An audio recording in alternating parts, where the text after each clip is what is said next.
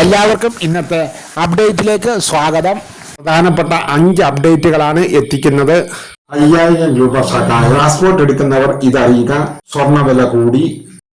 എന്നാൽ ബാക്കി വീഡിയോയിലേക്ക് പോകാം.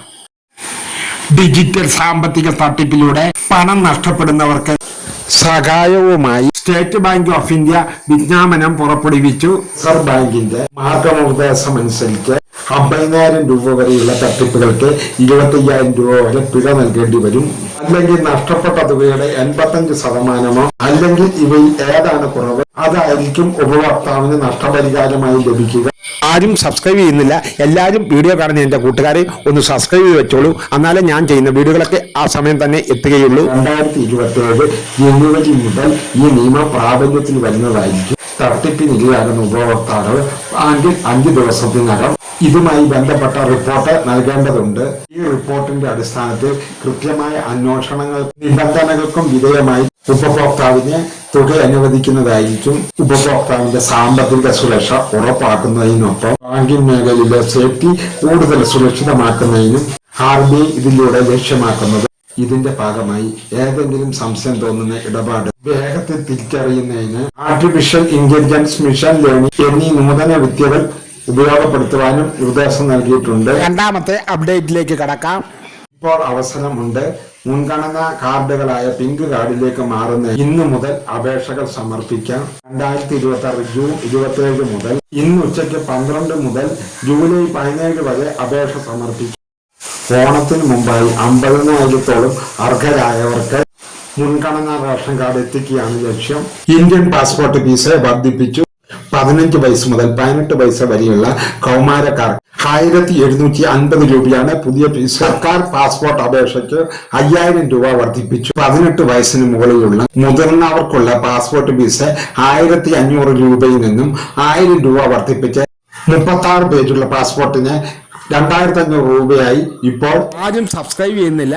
എൻ്റെ കൂട്ടുകാർ ഒന്ന് സബ്സ്ക്രൈബ് ചെയ്ത് വെക്കണേ, ഒന്ന് ലൈക്കും ചെയ്യണേ. നിങ്ങളുടെ കൂട്ടുകാരിലേക്ക് ഈ വീഡിയോ ഒന്ന് എത്തിക്കുവാനും ശ്രമിക്കുക.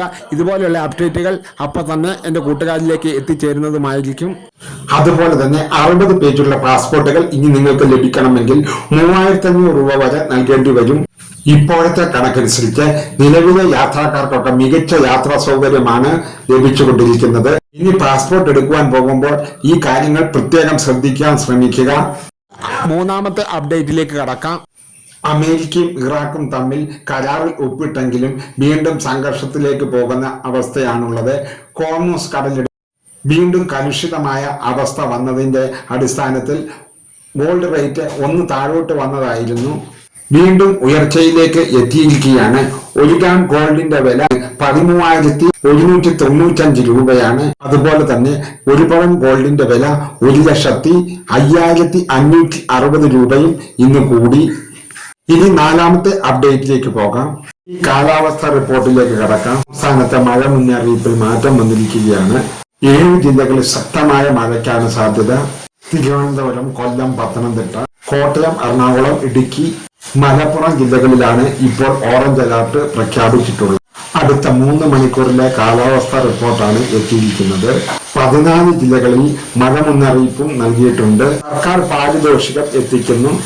5000 രൂപ വരെയാണ് പാരിതോഷികം എത്തിക്കുന്നത്. അഴിമതി തുടച്ചു നീക്കുന്ന ഒരു പദ്ധതിയിലൂടെയാണ് ഈ സഹായം എത്തിക്കുന്നത്. പ്രോജക്ട് 0 എന്നാണ് ഈ പദ്ധതിയുടെ പേര്. ജനങ്ങളുടെ പങ്കാളിത്തത്തോടു കൂടി നടത്തുന്ന പദ്ധതിയാണിത്. നിങ്ങൾ ചെയ്യേണ്ടത് വിജിലൻസിന്റെ പോർട്ടാണ് ഇതിനു വേണ്ടി നിങ്ങൾ ഉപയോഗിക്കേണ്ടത്. സർക്കാർ ഓഫീസുകളിൽ കൈക്കൂലി വാങ്ങുന്ന ദൃശ്യങ്ങൾ നിങ്ങൾ പകർത്തി വിജിലൻസ് പോർട്ടിൽ എത്തിക്കുക. ഇങ്ങനെ എത്തിക്കുന്ന പൊതുജനങ്ങൾക്കാണ് 5000 രൂപ പാരിതോഷികം ലഭിക്കുന്നത്. ആഭ്യന്തരമന്ത്രി അറിയിച്ചു. നൽകുന്ന വിവരങ്ങൾ രഹസ്യമായി സൂക്ഷിക്കുകയും ചെയ്യും. അപ്പോൾ ഇന്നത്തെ വീഡിയോ ഇത്ര മാത്രമേ ഉള്ളൂ. ഇനിയും ഇതുപോലെയുള്ള വീഡിയോകളുമായി വരാമെന്ന നല്ല ആത്മവിശ്വാസത്തോടെ ഗുഡ് ബൈ, ഗുഡ് നൈറ്റ്.